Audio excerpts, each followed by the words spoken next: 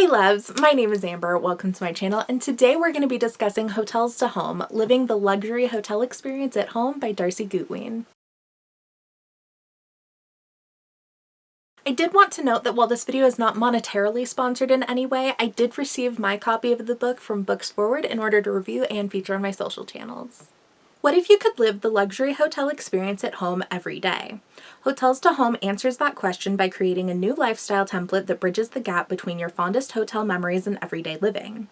Less memoir, more guidebook. Peek into the author's travel essays and enjoy prompts to excavate your own vacation preferences that reveal a holiday lifestyle at home.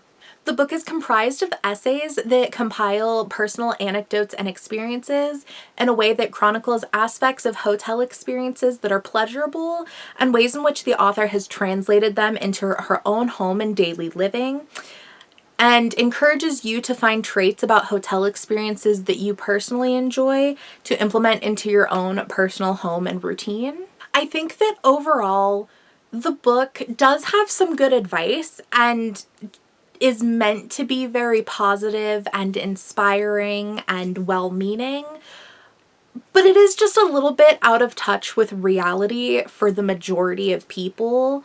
Like, I think this book very much has a target audience of the wealthy and the upper middle class, whereas a lot of the elements of it very much are not attainable or relatable to people who are lower middle class or in poverty. Some of the essays in the writing style felt a little bit stiff and pretentious, particularly in the vocabulary that was used.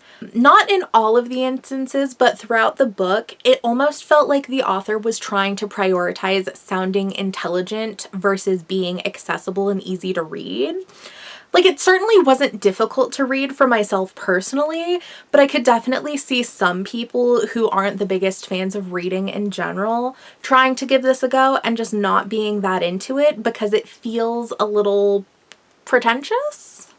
You can really tell, or like at the very least make the assumption that the author and her family is on the wealthier side of the spectrum, as they have unbelievably extensive hotel stays and experiences in which they're able to judge things that they like versus that they don't like on a massive scale in order to pick and choose specific elements that they want to incorporate into their own personal life. And I can absolutely accept and embrace the fact that that's because some of the members of the household do have traveling jobs. And that means that, like, staying in different locations is going to be a part of their life. However, the extent to which it is a part of their life is certainly not necessarily relatable or accessible to the average household or person. So there's going to be a lot of advice that you find within the book that's really not going to make much sense for a lot of people unless you also travel extensively. But that's not going to be the case for people unless they are on the higher end of the wealth spectrum or they have jobs that require them to travel a lot. But even a lot of people who have jobs that require them to travel, they're not always staying in these like 5-star luxurious hotels. Like, a lot of people have to stay on motels on their way, you know, or find a lot of the cheaper alternatives because most people just don't have the funds accessible to make hotel living part of their day-to-day life. The author does seem to really mean well and genuinely just wants people to be able to live the most luxurious versions of their day-to-day lives. You can tell that she just might be a little bit out of touch with reality for the average person, or this book just has a very, very specific target market in mind that I just personally did not happen to reach. Because I will be the first to admit, like, I am absolutely on the opposite side of the wealth spectrum for this person. So I can fully admit that, like, people who are a little bit more in the middle are definitely going to be a little bit more able to relate to a lot of the book. But that being said, I still think that there is a wide margin of people that just really aren't going to fully relate to this book. I do think that anybody can get good advice from it. I do think that there is a lot of well-meaning and genuinely decent advice that's held, but certainly not the ways in which I think this author is specifically hoping that people are going to be able to take it and implement it into their own lives. Because how the book is laid out is there are different sections of different kind of hotel traits or services, experiences, and things like that that are discussed. And the author goes into like personal anecdotes on like experiences that her and her family has had involving these different hotel luxury traits, and how they've been able to pick and choose specific things about them that they like, and how they've been able to incorporate those into their day-to-day lives in order to have a more elevated daily experience. And then there are certain sections that have examples from a 1 to 5 star rating scale of like examples of things that you can do to incorporate them into your own life. 1 star being like things that are super, super basic and more attainable and like very easy to accomplish, whereas the 5-star things are like the extremely luxurious and like things that require a lot of money or a lot of time and planning and actual investment to achieve. And so there's like 5 different options of the suggestions that she gives of like different levels of ways to implement these experiences into your own life. But sometimes even that 1-star thing that is supposed to be like the most easily accessible, a lot of times is still a little bit more extra than I feel like the average person is going to be able to incorporate. Definitely not all of the time, but there's just a lot of instances where it's like, yeah, this is great advice if I had the time, the money, the resources, XYZ to be able to implement it. It's a really hard balance to try and find how exactly I feel about this book, because on one hand, I did enjoy reading it and would probably read it at least another time, because I do think that there is a lot of good advice, and even if you're not able to personally implement it into your own life, you can definitely take the meaning behind it, or you can adapt it in a way that's very, very loosely fitting into your own personal life. Like, you can definitely just tell the well-meaning behind the book, and there are a lot of elements and advice that you can be like, oh, well, I certainly can't do what you did, but like maybe I could do this. And you can tell that that is the point that the author is trying to make. You know, she does sometimes acknowledge that like the things that she does is not going to be accessible to everybody. But then there are also times where you can tell that the author really doesn't fully realize their privilege either, which isn't necessarily a bad thing, except when you're trying to give advice, it does come off as a little bit unrelatable because it's not relatable to a large variety of people.